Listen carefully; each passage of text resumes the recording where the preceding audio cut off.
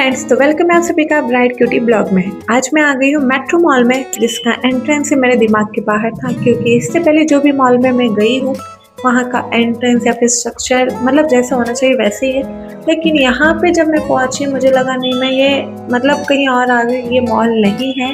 क्योंकि यहाँ पे मैं फर्स्ट टाइम आ रही थी और मुझे बिल्कुल आइडिया नहीं था कि ये मॉल कैसा होगा।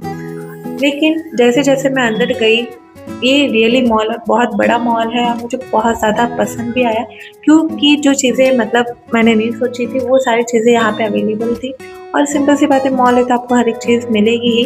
पहुँचने के बाद मुझे बहुत सारी यूनिक सी चीज़ें देखने को मिली, जैसे आपको दिख रहा होगा बहुत मतलब बहुत ज़्यादा प्यारा लग रहा था ये सारी चीज़ें। उसके बाद मुझे बैग लेना था तो मैं वहाँ पे चली गई, क्योंकि शादियों का सीज़न है तो इसकी नीड पड़ती ही है।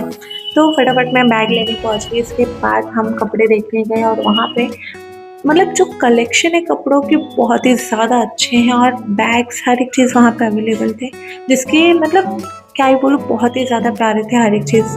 इसके बाद आपको दिख रहा होगा कि हर एक चीज़ यहाँ पे कितना ज़्यादा मतलब प्यारा लग रहा है। वैसे मुझे डायरीज़ बहुत ज़्यादा पसंद है तो मैं डायरी भी देखने चली गई, और यहाँ पे जो डायरीज थी वो भी बहुत यूनिक अलग लग रहा था। इसके बाद लग गई मुझे बहुत भूख, मैं फटाफट पहुँच गई खाने।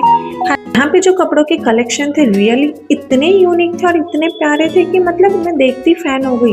इतना मतलब जैसे मैंने सोचा था हाँ ऐसा टॉप लेना है या फिर ऐसा ड्रेस लेना है, वो सारी चीज़ें वहाँ पे अवेलेबल थी। और ऑनलाइन जैसे हम देखते हैं, लेकिन क्वालिटी के कारण कभी मैं वहाँ से बाय नहीं करती।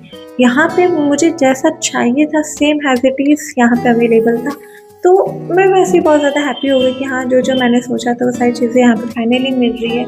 इसके बाद फटाफट शॉपिंग करके और हार्ट लावा आइसक्रीम खा के हम निकल पड़े घर के लिए, क्योंकि आज सुंदरकांड में भी हमें जाना था। तो फटाफट मम्मी के साथ मैं गई मिठाई लेने और वहाँ से हम निकल गए सुंदरकांड के लिए। हम जहाँ पे पहुँचे उससे पहले ये बच्ची वहाँ पे पहुँच जाती है।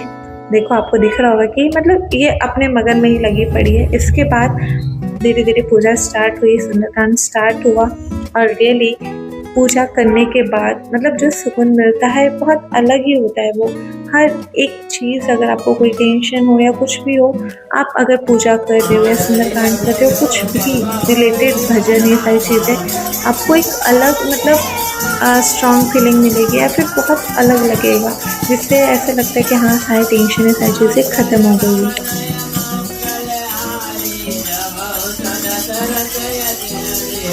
न्यू ब्लॉग में अभी के लिए बाय बाय, टाटा।